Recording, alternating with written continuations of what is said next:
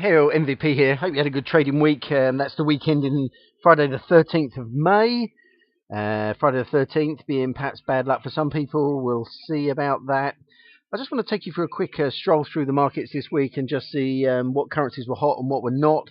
And we'll also just look at my 80/20 trading system that's available free at my Trade to Win site. So let's get on with business.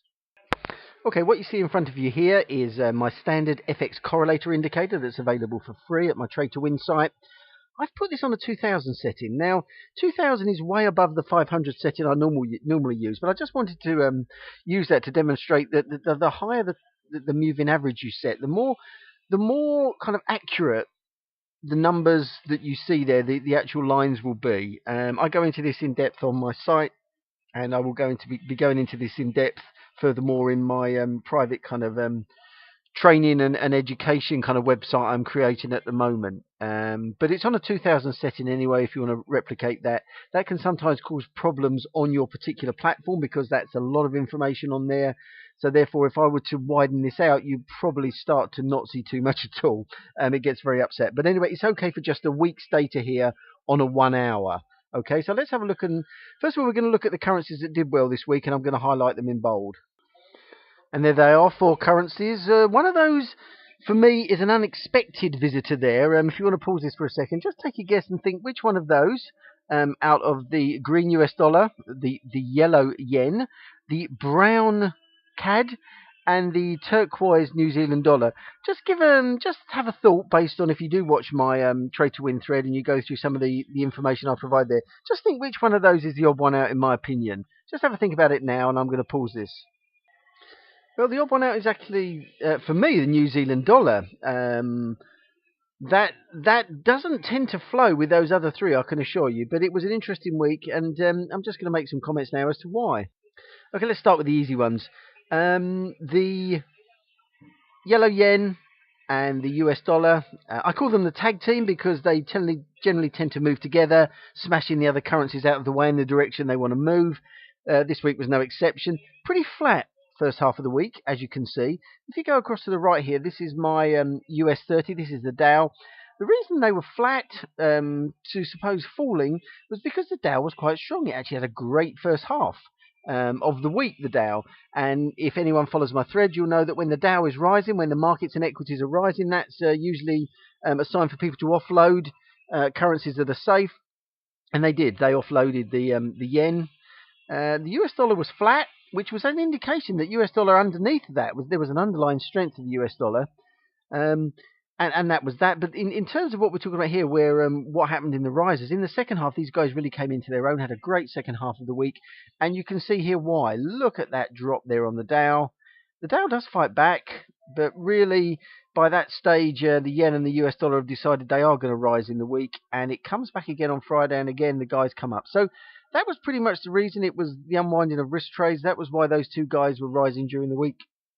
And they had a good week. So if you, especially the second half, if you were sitting on those as buys, which I was hopefully advocating in my thread, you were gonna be very unlucky to lose money on those. So that was a good move for those guys. Okay, bear with me.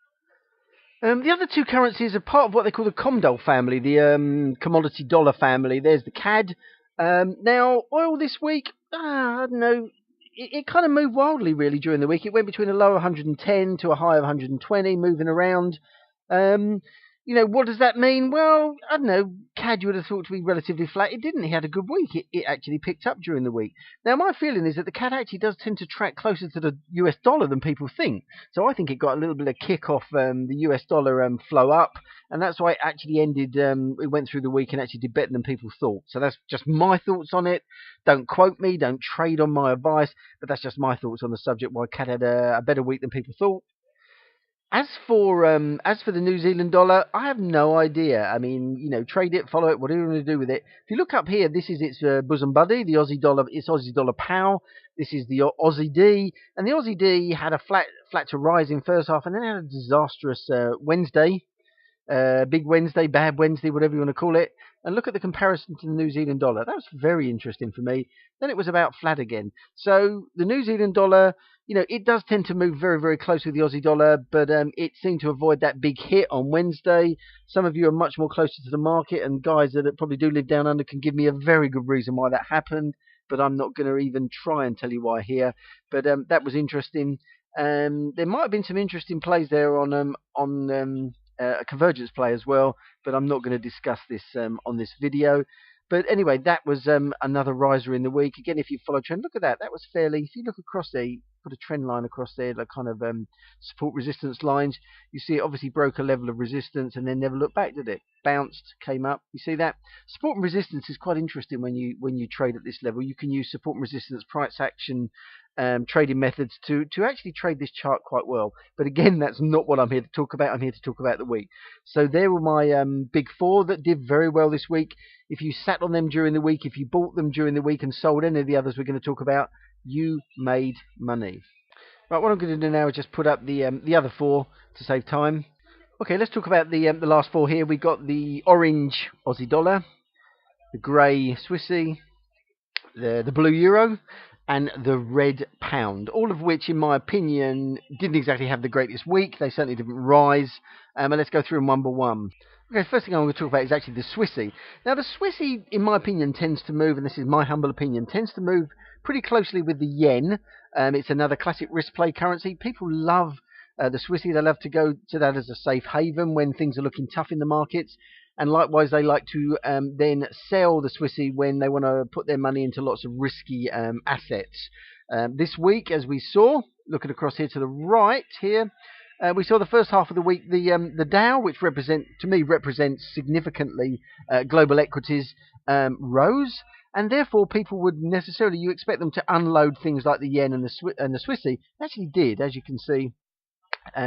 Nice unload there on Tuesday especially, going into Wednesday. Now then, on Wednesday, as we know, the Dow actually changed direction dramatically, which we saw from the yen here, as you can see. Swissy didn't exactly wave a flag, did it? It didn't exactly come back dramatically. It did rise. It didn't exactly go mad, which is something, you can usually expect the Swissy to not be as dynamically volatile as the yen, but you expect something out of it. So it obviously got a bit of a hangover there. And then really, whilst the yen did push upwards, the Swissy just went flat. Obviously decided that it wasn't going to play, and it went very flat for the rest of the week. So that was Swissy's week. Okay, let's have a little talk about the Aussie D. I've talked a little bit already about the turquoise New Zealand dollar, as you know, and I said these two kind of fell out of correlation during the week. Aussie D had a good start through the week. Aussie D does tend to, one would argue, again, that it moves with commodities.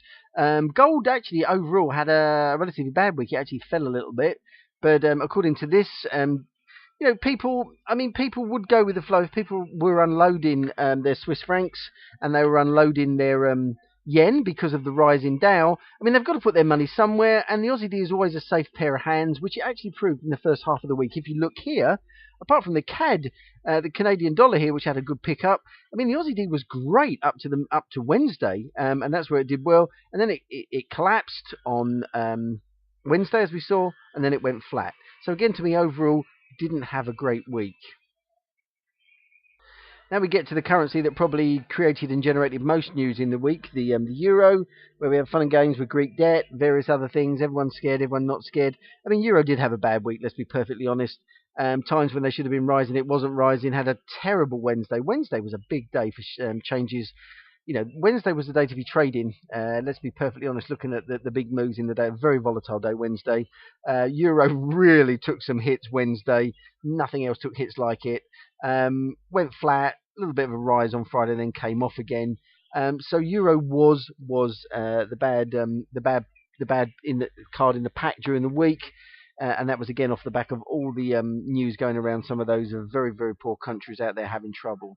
Sterling, what can I say? Sterling walks a path. To me, Sterling, it should look to its European currency partners to move in similar fashion, but God, the pound is such a volatile currency. It's hard to trade at the best of times. If you guys are out there scalping it, good luck to you. This thing can turn on a sixpence, and it can absolutely charge up or down at any time. This week, fairly flat first couple of days. Had a great Wednesday, very early hours though, so you had to be getting up pretty early to make that money.